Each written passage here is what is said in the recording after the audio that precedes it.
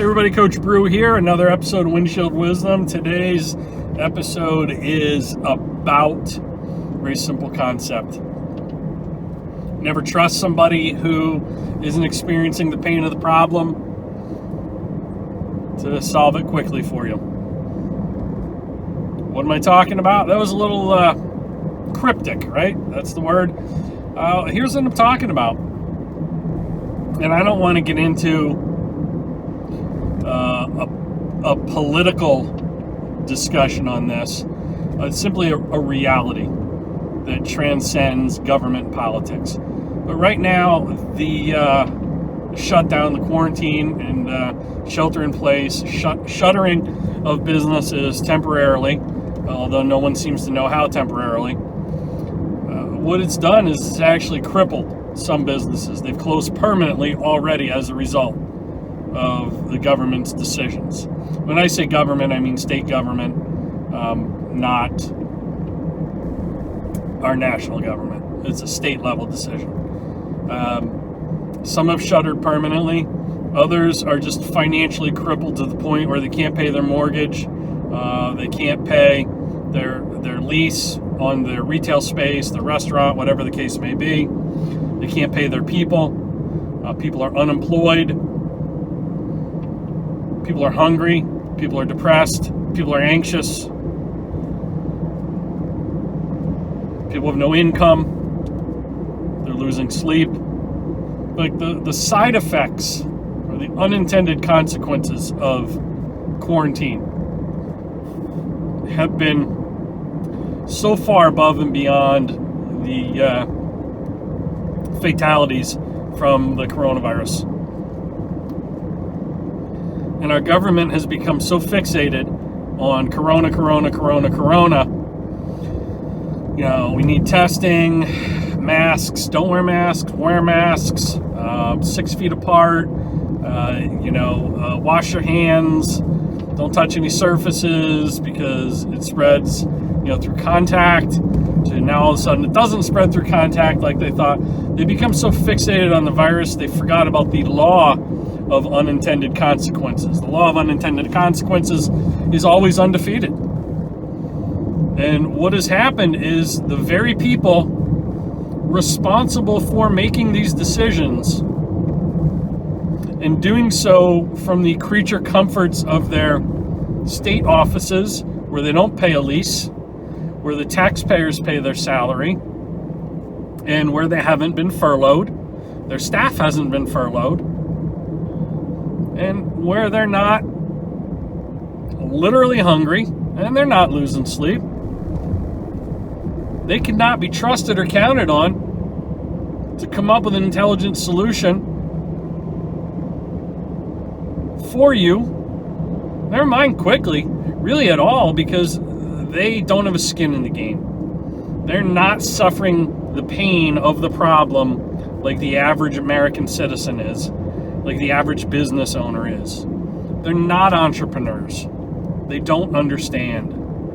Most politicians, many of them, I should say, are career politicians. A number of them in Maine have never held a job in the private sector, much less owned a business or been responsible for making payroll with employees, under their roof. So they have no idea the impact of the economics of all this and how it impacts society, families, physical and mental health. Never mind just finances. And that's government and politics as an example for broader construct. And that is that you truly cannot trust someone who isn't suffering the pain of the problem to find an expeditious solution to the problem that you're experiencing. A long time ago, I wrote an article about 2 different experiences I had in higher education. Shout out to my best friend Paul Weaver, who I know listens to this from time to time. And 2 different experiences I had in higher ed were Paul was the dean of students at Cabrini University. And because of their growth, their enrollment growth, they had a parking problem. There wasn't enough student parking. Well, the university I was working at that same time, Plattsburgh State University, also had a parking problem. Because of their enrollment growth, there wasn't enough student parking. So what the university did was, Plattsburgh State that is, they hired my lacrosse team to count the number of parking spaces, compare it to the number of students, see if they could reduce the size of the parking spaces and how many additional spaces in the same size lot that would add. Because they couldn't grow outward, they can only grow upward given the footprint of their real estate on the campus. Anyway, what I decided to do on my own was my own kind of personal little audit of the situation. And that was to count the number of reserved parking spaces for the many deans, department heads, president, vice president, administrators throughout a 7,000 student campus. They're pretty administratively heavy. And coincidentally, the number of spaces they were short for students, for customers in the business sense, was pretty darn close to the number of reserved spots for non-customers who could be parking in a back lot, who could be parking elsewhere. I mean, they were even looking at putting up parking meters in the library parking lot. Is there a worse idea anywhere in academia than to make it cost prohibitive for a kid who wants to go to the library to study, to go to the library and study? If they have to pay, they're going to cut out, whatever it would cost to park to save money for beer that following weekend. So anyway, I share that with you, and I want to share the contrasting story.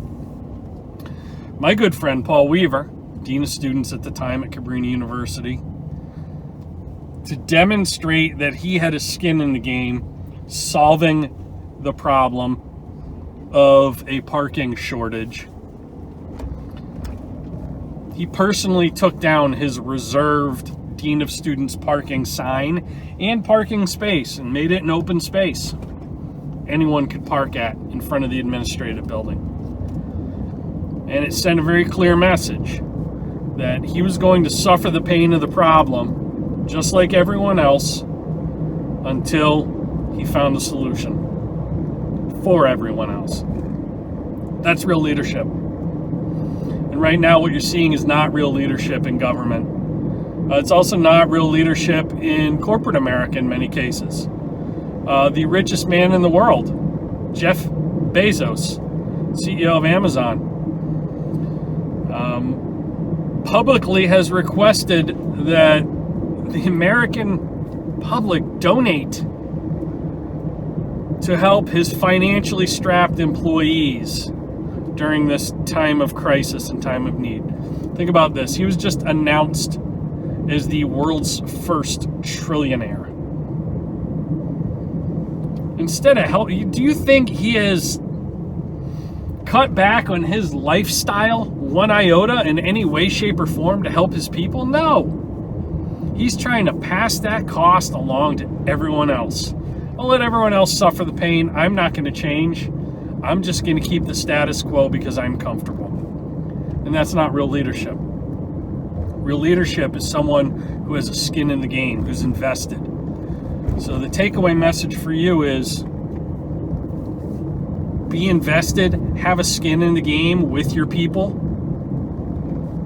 because it will engender a greater sense of loyalty, and it will send a very clear message of how much you care if you are willing to suffer the pain that your people are going through. That's all I got for you. I'm pulling into the office. This has been Coach Brew.